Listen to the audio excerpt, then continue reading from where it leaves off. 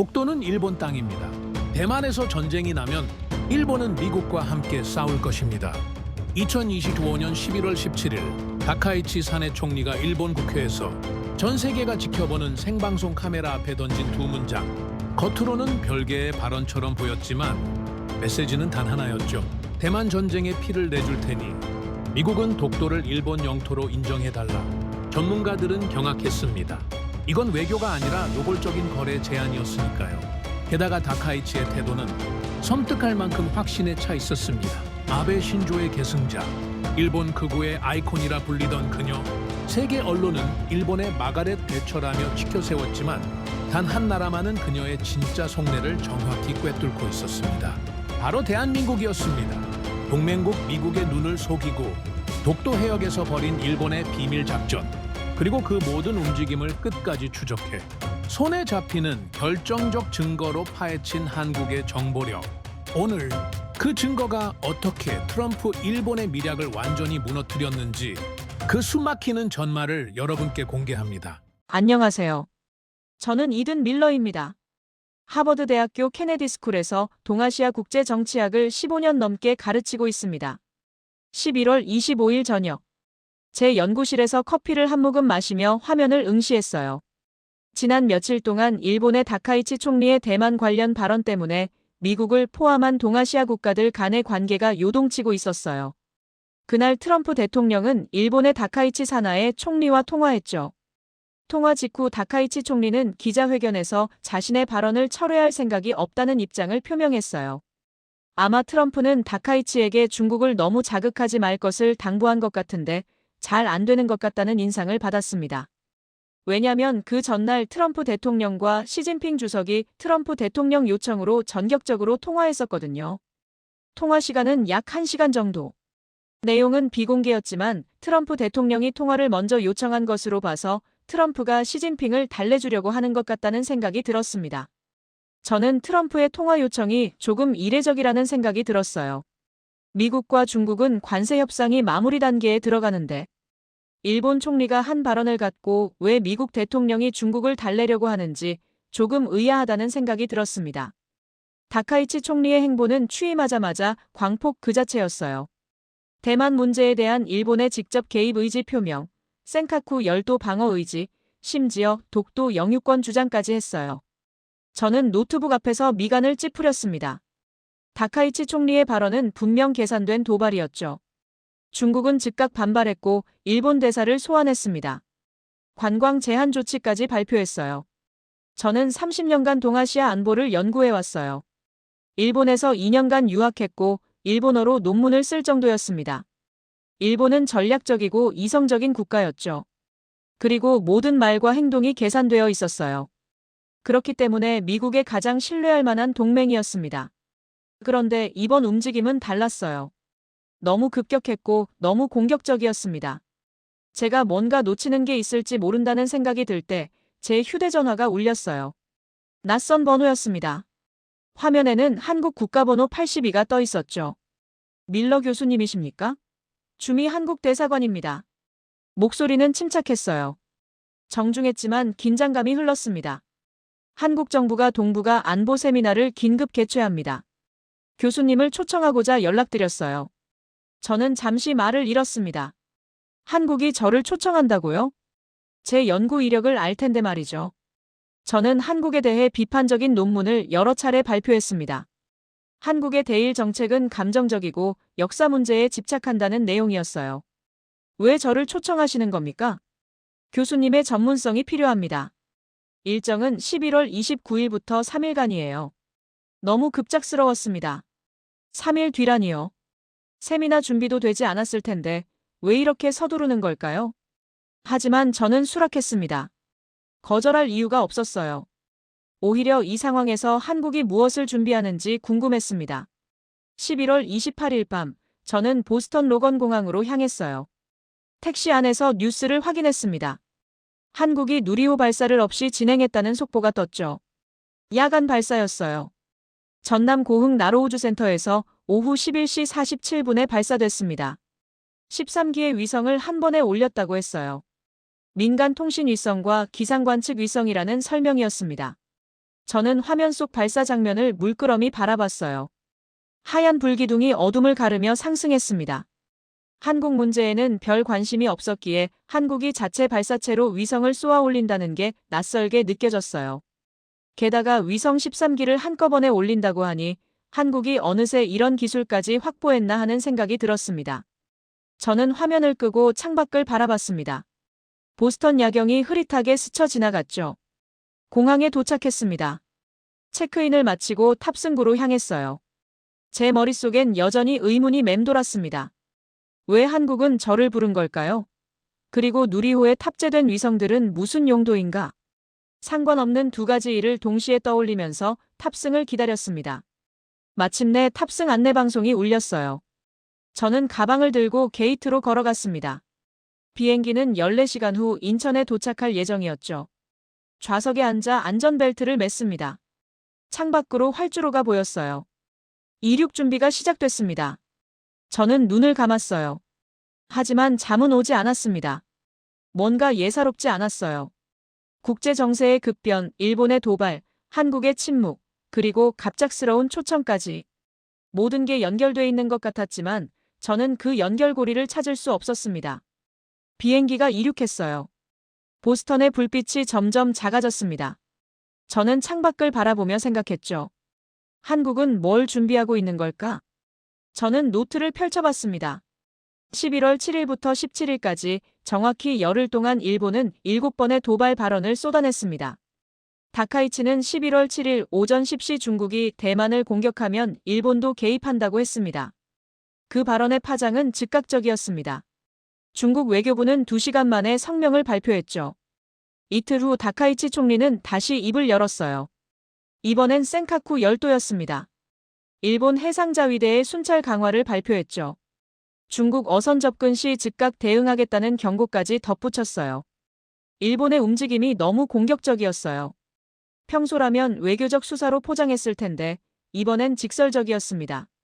그리고 11월 12일 다카이치는 국회에서 독도를 다케시마라 부르며 영유권 주장을 재확인했죠. 저는 화면 속 그녀의 표정을 기억했어요. 단호했고 주저함이 없었습니다. 중국은 일본 대사를 소환했고 외교부 대변인은 기자회견에서 일본을 맹비난했습니다. 일본 관광비자 발급을 전면 제한한다는 발표까지 나왔어요. 그리고 11월 15일 중국은 해군 함정 100척을 동중국해에 전개했습니다. 항공모함 2척도 포함됐어요. 저는 위성사진을 확대해서 봤습니다. 함대 배치가 완벽한 포위 형태였죠. 미국 국무부는 성명을 발표했어요.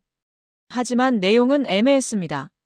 모든 당사국의 자제를 촉구한다는 원론적인 말뿐이었죠. 저는 한숨을 쉬었어요.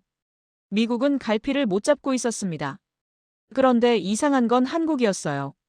한국은 아무 말도 하지 않았습니다. 11월 12일 독도 발언 이후 72시간 동안 완전한 침묵이었죠. 대통령실도 외교부도 국방부도 논평을 내지 않았어요. 일본 언론은 이를 조롱했어요. 한국, 결국 침묵, 감정적 대응도 못하는 한국. 저는 그 기사들을 읽으며 고개를 끄덕였습니다. 이게 한국의 문제였죠. 한국은 늘 감정이 앞섰어요. 제가 동경에 유학할 때도 한국 학생들은 역사 문제만 나오면 격렬하게 반응했습니다. 하지만 실제 전략은 부족했죠. 저는 그렇게 평가해왔고 이번에도 마찬가지라고 생각했어요. 한국 감정은 있지만 전략은 없다. 제 노트에는 그렇게 적혀 있었어요. 이건 제 오랜 분석이었고 이번 사태가 그걸 다시 증명하는 것 같았습니다. 저는 노트를 덮고 눈을 감았습니다. 하지만 잠이 오지는 않았어요. 11월 29일 오전 6시 43분 비행기가 인천공항 활주로에 착륙했습니다. 14시간의 비행 끝이었어요. 저는 창밖으로 서울의 새벽을 바라봤습니다. 하늘은 회색빛이었고 활주로엔 안개가 깔려 있었죠. 입국 심사를 마치고 수화물을 찾았어요. 도착 게이트로 나오자 검은색 정장을 입은 남자가 제 이름이 적힌 팻말을 들고 있었습니다. 한국 정부 마크가 새겨진 차량이었어요. 밀러 교수님이십니까? 그는 정중하게 인사했습니다. 저는 고개를 끄덕였죠. 차에 올랐어요. 가죽 시트에서 세차 냄새가 났습니다. 운전기사는 말이 없었어요. 차는 공항을 빠져나와 고속도로로 진입했습니다. 이른 아침이라 차량이 많지 않았어요. 저는 창밖을 보며 서울로 향했습니다. 한강이 보였고 고층 빌딩들이 하나씩 시야에 들어왔죠. 오전 9시 세미나 장소에 도착했어요. 서울 중심부의 한 호텔 컨퍼런스홀이었습니다. 로비는 한산했고 안내 데스크에 세미나 명패가 놓여 있었죠. 동북아 안보 협력 세미나. 저는 명패를 보며 입장했어요. 홀 안엔 30명 정도의 참석자가 앉아 있었습니다. 대부분 외교관이나 학자처럼 보였어요. 하지만 분위기가 이상했습니다. 너무 조용했어요. 세미나치고는 활기가 없었습니다. 사람들은 거의 대화하지 않았고 자료를 읽거나 스마트폰을 보고 있었죠. 오전 10시 세미나가 시작됐어요. 한국 외교부 차관보가 개회사를 했습니다. 내용은 전형적인 외교적 수사였어요. 협력의 중요성, 대화를 통한 평화, 상호 존중의 원칙. 저는 자리에 앉아 그의 말을 들었습니다. 하지만 집중되지 않았어요. 내용이 너무 형식적이었고 실질적인 이야기가 전혀 없었습니다. 첫 번째 발표자가 나왔어요. 일본의 최근 움직임에 대한 분석이었습니다. 하지만 발표는 피상적이었죠. 이미 언론에 나온 내용을 정리한 수준이었어요. 저는 시계를 봤습니다. 벌써 1시간이 지났어요. 두 번째, 세 번째 발표도 비슷했습니다. 중국의 반응, 미국의 입장 모두 공개된 정보뿐이었죠. 점심시간이 됐어요. 뷔페가 준비돼 있었습니다. 저는 접시를 들고 음식을 담았어요. 옆 테이블의 한국 관계자들을 힐끗 봤습니다. 그들의 표정이 묘했어요. 지나치게 절제돼 있었습니다. 웃지도 않았고 큰 소리로 이야기하지도 않았죠. 마치 무언가를 숨기듯이 조심스러웠어요. 오후 세션도 마찬가지였습니다.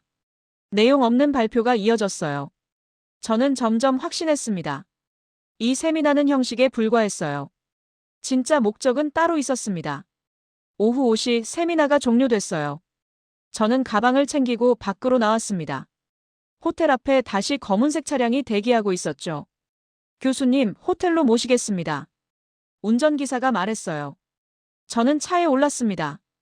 차는 서울 시내를 가로질렀어요. 석양이 빌딩 사이로 비스듬히 들어왔습니다. 그때 저는 하늘을 올려다봤어요. 뭔가 이상했습니다. 비행기 항적이 보였는데 민간 항로와는 달랐어요. 너무 낮았고 패턴이 불규칙했습니다. 군용기였습니다. 저는 창문에 얼굴을 가까이 댔어요. 2대, 아니 3대가 서울 상공을 선회하고 있었습니다. 왜 저 고도에서 비행하는 거지? 중얼거렸지만 운전기사는 반응하지 않았어요. 차는 계속 달렸습니다. 호텔에 도착했어요. 체크인을 마치고 방으로 올라갔습니다. 16층이었죠. 저는 창밖을 바라봤어요. 서울의 야경이 펼쳐졌습니다. 오후 8시 방 전화가 울렸어요. 프런트였습니다. 교수님, 로비에 방문객이 계십니다. 저는 놀랐어요. 누가 저를 찾아온다는 거죠? 저는 서둘러 엘리베이터를 탔습니다. 로비에 한 남자가 서 있었어요. 40대 초반으로 보였고 정장 차림이었습니다. 그는 제게 다가와 명함을 건넸죠. 김서준입니다. 국가정보원 대일전략분석관이에요. 저는 명함을 받아들었습니다. 그의 눈빛이 차갑고 침착했어요. 교수님, 한국 정부가 따로 보여드릴 것이 있습니다. 그는 낮은 목소리로 말했습니다. 제 심장이 빠르게 뛰기 시작했어요. 지금 저와 함께 가시겠습니까? 저는 주저했습니다. 하지만 거절할 수 없었어요. 이게 제가 여기 온 진짜 이유였습니다. 알겠습니다. 저는 그를 따라 밖으로 나갔어요. 검은색 차량이 다시 대기하고 있었습니다. 차는 서울 도심을 벗어나지 않았어요. 하지만 방향이 예상과 달랐습니다. 청와대도 외교부도 아니었죠. 차는 세종로의 한 건물 지하 주차장으로 들어갔어요. 엘리베이터를 탔습니다. 김서준이 카드키를 찍었어요. 지하 5층 버튼이 켜졌습니다. 엘리베이터는 소리 없이 내려갔죠. 문이 열렸을 때 저는 긴 복도를 마주했어요.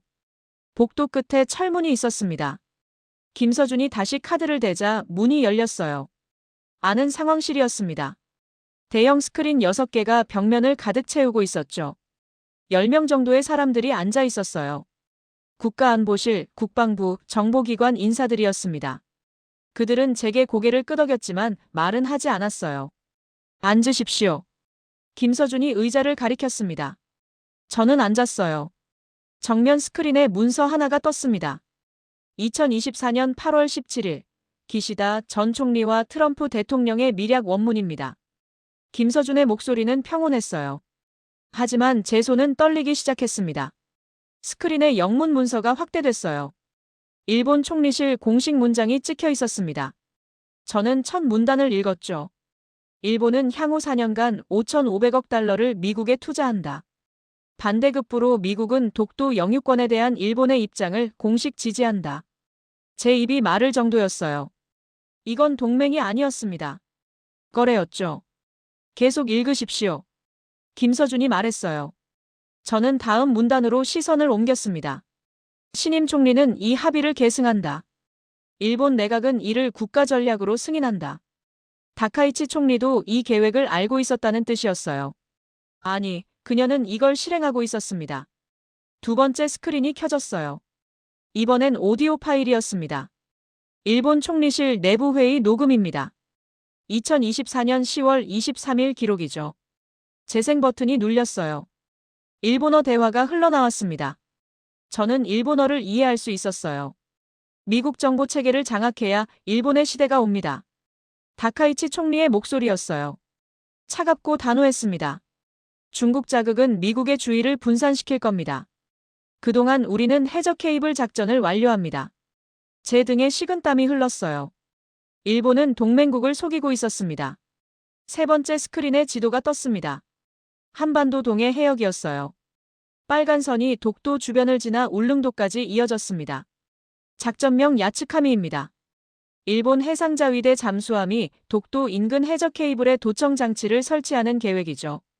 김서준이 레이저 포인터로 경로를 가리켰어요. 잠수함 항로가 세밀하게 표시돼 있었습니다.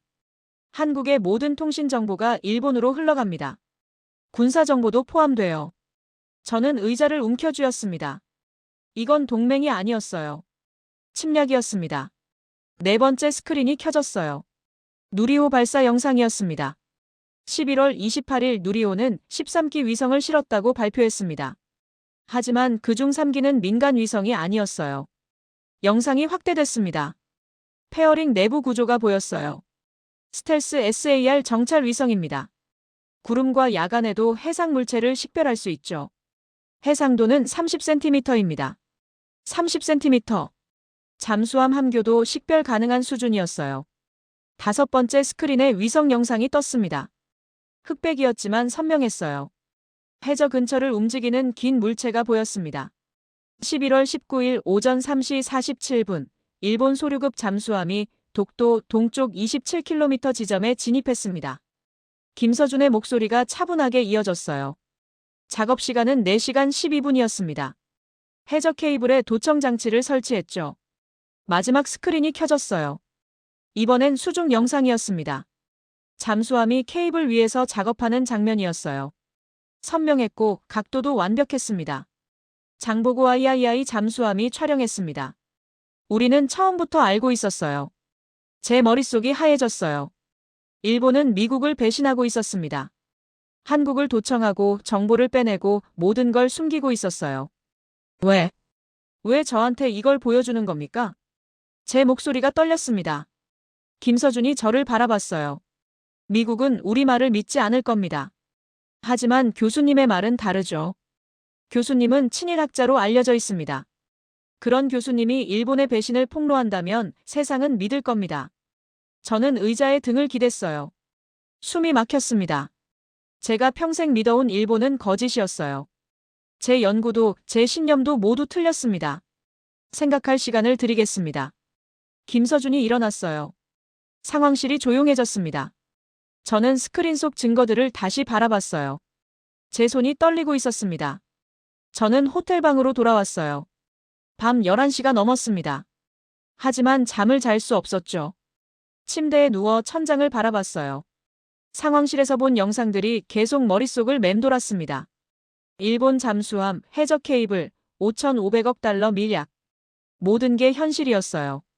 제가 평생 신뢰했던 일본은 동맹을 배신하고 있었습니다. 새벽 2시, 문을 두드리는 소리가 들렸어요. 저는 몸을 일으켰습니다.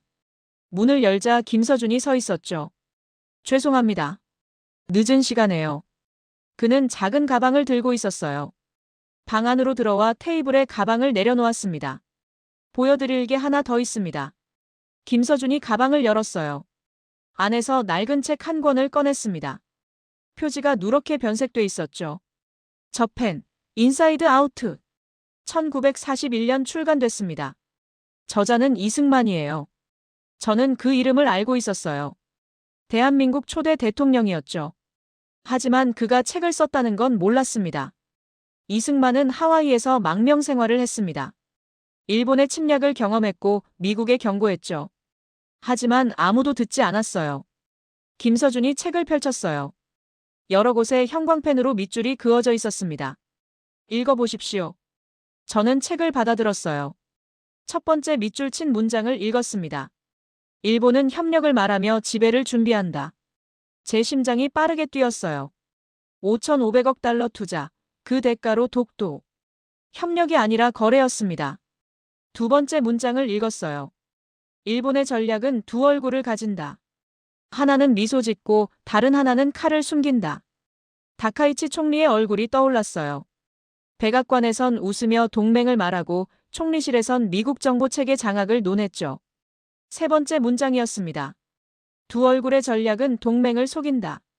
그들은 신뢰를 이용해 배신을 준비한다. 제 손이 떨렸어요. 해저 케이블 해킹, 한국통신도청, 모든 게 미국 몰래 진행됐습니다. 네 번째 문장을 읽었어요. 진실을 아는 자의 침묵은 공범이다. 저는 책을 내려놓았습니다. 숨을 크게 들이쉬었어요. 1941년, 83년 전의 경고였습니다. 하지만 지금 이 순간과 똑같았죠. 이승만은 진주만 공격 6개월 전에 이 책을 썼습니다. 미국 정부에 보냈지만 무시당했어요. 결과는 진주만이었죠. 김서준의 목소리가 낮게 깔렸어요. 83년이 지났습니다. 일본의 방식은 변하지 않았어요. 하지만 이번엔 한국이 증거를 확보했습니다. 문제는 미국이 또다시 무시할 거라는 점이죠.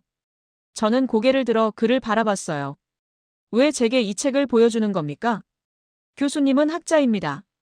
친일 성향으로 알려진 학자죠. 그런 교수님이 일본의 배신을 폭로한다면 미국은 들을 겁니다. 김서준이 의자에 앉았어요. 그의 눈빛이 처음으로 감정을 드러냈습니다. 진실을 아는 자의 침묵은 공범이다. 교수님은 이제 진실을 아십니다. 저는 아무 말도 할 수 없었어요. 제 가슴이 답답했습니다. 김서준이 일어났어요.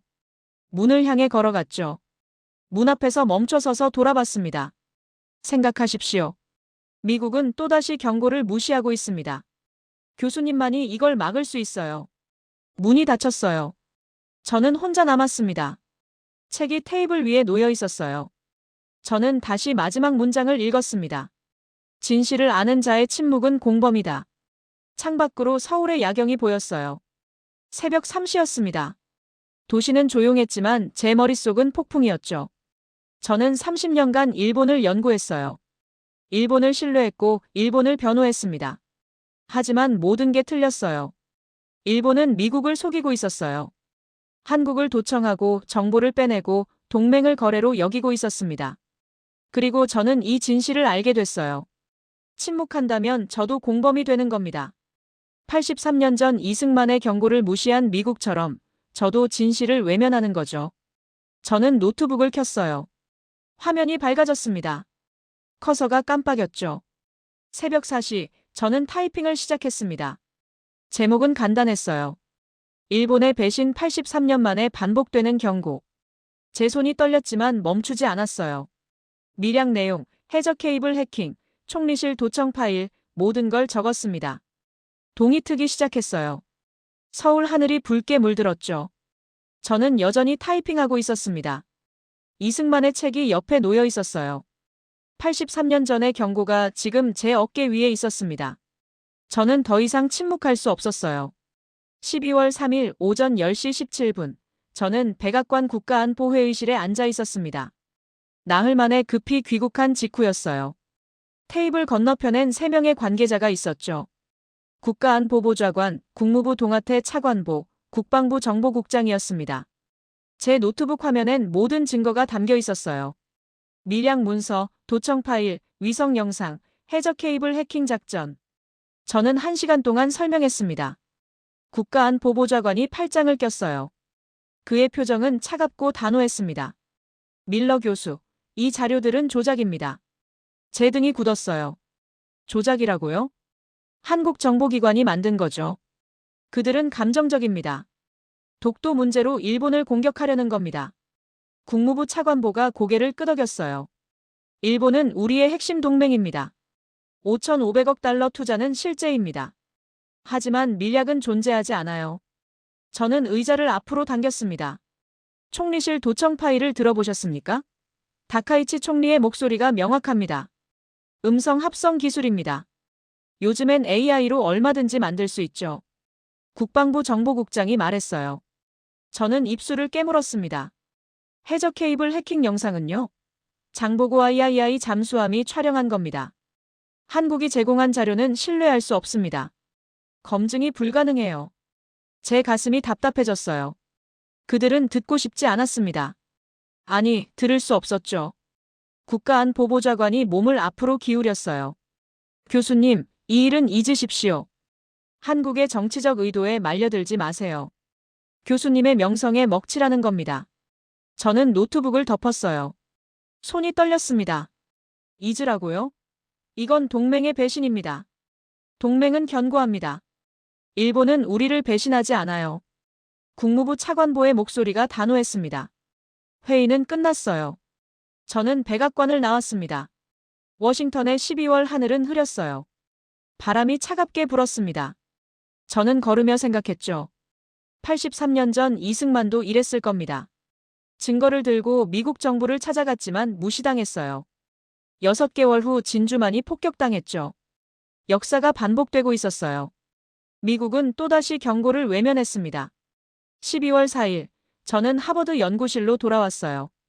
책상 위엔 30년간 쌓인 논문들이 있었습니다.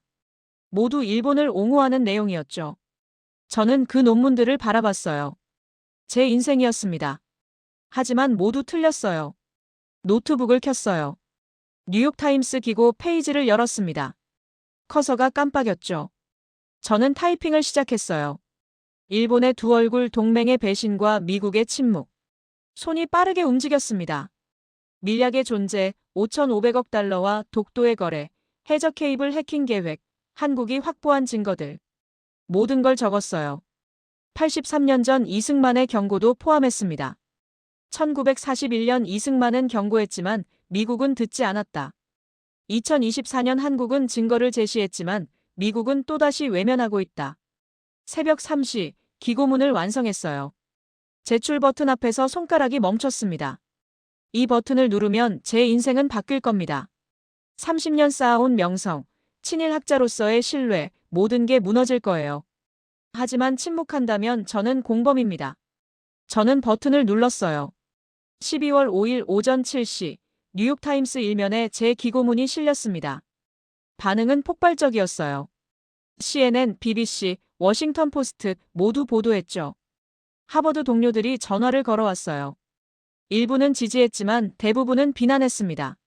밀러 교수, 한국에 속은 겁니다. 당신은 학자로서 신뢰를 잃었어요. 저는 전화를 끊었어요. 창밖을 바라봤습니다. 오후 2시 의회에서 연락이 왔어요. 상원 외교위원회였습니다. 교수님, 청문회에 증인으로 출석해 주십시오. 저는 수락했어요. 12월 10일 오전 10시 의회 청문회장이었습니다. 진실을 말할 마지막 기회였죠. 저는 노트북을 닫았어요. 이승만의 책이 책상 위에 놓여 있었습니다. 진실을 아는 자의 침묵은 공범이다. 저는 더 이상 침묵하지 않을 겁니다. 12월 10일 오전 9시 42분, 저는 의회 청문회장 복도에 서 있었습니다. 손이 차갑게 식어갔어요. 복도 끝으로 카메라 플래시가 터졌고 기자들의 고함 소리가 들렸습니다. 밀러 교수, 일본이 정말 미국을 배신했습니까? 저는 대답하지 않았어요. 청문회장 문이 열렸습니다. 안내원이 저를 안으로 안내했죠. 의회 청문회장은 거대했어요. 반원형 좌석에 27명의 상원 의원이 앉아 있었습니다. 중앙엔 전광판 3개가 설치돼 있었죠. 방청석엔 200명이 넘는 사람들이 빼곡히 들어차 있었어요. 저는 증인석에 앉았습니다. 마이크가 제 앞에 있었어요. 의장이 의사봉을 두드렸습니다. 이든 밀러 교수, 선서해 주십시오. 저는 일어서서 오른손을 들었어요. 선서문을 읽었습니다. 목소리가 떨렸지만 또렷했어요. 진실만을 말할 것을 맹세합니다. 앉았습니다. 외교위원장이 저를 바라봤어요. 교수님, 뉴욕타임스 기고문에서 일본이 미국을 배신하고 있다고 주장하셨습니다. 근거를 제시해 주십시오. 저는 숨을 깊게 들이쉬었어요. 2024년 8월 17일, 일본 기시다 전 총리는 트럼프 대통령과 비밀 밀약을 체결했습니다. 제 노트북이 전광판과 연결됐어요. 첫 번째 문서가 화면에 떴습니다. 5,500억 달러 투자 대가로 독도 영유권을 미국이 일본 편에서 지지한다는 내용입니다. 망청석이 술렁였어요. 의원 한 명이 의자를 박차고 일어났습니다. 이건 동맹의 배신입니다. 의장이 의사봉을 두드렸죠. 저는 계속 말했어요. 다카이치 현 총리도 이 밀약을 계승했습니다. 일본 내각 회의록이 있습니다. 두 번째 화면에 일본어 문서가 떴어요. 영문 번역본이 함께 표시됐습니다. 미국 정보 체계 장악, 중국 자극을 통한 미국주의 분산, 해저 케이블 해킹 작전 완수. 의원들의 표정이 굳어졌어요. 누군가 펜을 떨어뜨렸습니다. 일본 총리실 도청 파일을 재생하겠습니다. 음성이 흘러나왔어요. 다카이치 총리의 목소리였습니다. 일본어였지만 동시통역이 제공됐죠. 미국은 모를 겁니다. 그들은 우리를 믿고 있으니까요. 청문회장이 조용해졌어요. 정적이 흘렀습니다. 세 번째 화면이 켜졌어요. 동해 지도였습니다. 작전명 야츠카미. 일본 해상자위대 잠수함이 독도 인근 해저 케이블에 도청 장치를 설치하는 계획입니다. 빨간 선이 경로를 따라 움직였어요. 의원들이 화면을 응시했습니다. 11월 19일 오전 3시 47분, 일본 소류급 잠수함이 실제로 작전을 수행했습니다. 네 번째 화면에 위성 영상이 떴어요. 흑백이었지만 선명했습니다. 한국의 SAR 정찰 위성이 촬영한 영상입니다. 해상도 30cm, 야간에도 식별 가능합니다. 잠수함이 해저 근처를 움직이는 모습이 보였어요. 타임스탬프가 정확히 표시돼 있었습니다. 마지막 화면이 켜졌어요. 수중 영상이었습니다. 한국 장보고 II 잠수함이 4시간 12분 동안 촬영했습니다. 화면 속 일본 잠수함이 케이블에 장치를 설치하고 있었어요. 작업 과정이 완벽히 녹화돼 있었습니다. 방청석에서 비명이 터져 나왔어요. 의원 한 명이 책상을 쳤습니다. 이건 전쟁 행위입니다. 의장이 질서를 요구했지만 소용없었어요. 청문회장이 혼란에 빠졌습니다. 외교위원장이 마이크를 잡았어요. 교수님, 이 증거들이 모두 진실입니까? 저는 고개를 끄덕였어요. 저는 30년간 일본을 연구했습니다. 일본을 신뢰했고 옹호했죠. 하지만 이 증거들은 부정할 수 없습니다. 제 목소리가 떨렸어요. 하지만 멈추지 않았습니다. 1941년 이승만은 미국에 경고했습니다. 일본은 협력을 말하며 지배를 준비한다고요. 미국은 듣지 않았고 진주만이 폭격당했습니다. 저는 의원들을 바라봤어요. 83년이 지났습니다. 일본은 또다시 미국을 속이고 있습니다. 이번엔 증거가 있습니다. 무시하지 마십시오. 청문회장이 다시 조용해졌어요. 의원들의 표정이 창백했습니다. 오후 3시 청문회가 끝났어요. 저는 증인석에서 일어났습니다. 다리가 후들거렸지만 걸었죠. 복도로 나오자 기자들이 몰려들었어요. 카메라 플래시가 터졌습니다. 교수님, 이제 어떻게 되는 겁니까? 저는 대답하지 않았어요. 건물 밖으로 나왔습니다. 워싱턴의 12월 하늘이 보였어요. 차가운 바람이 불었습니다. 제 휴대전화가 울렸어요. 뉴스 알림이었습니다. 의회 청문회 생방송 시청자 4천만 명 돌파. 저는 전화를 주머니에 넣었어요.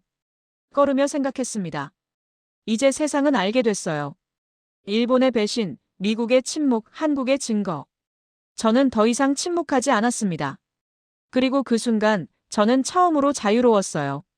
12월 11일 오전 7시 21분, 도쿄에서 첫 번째 균열이 시작됐습니다.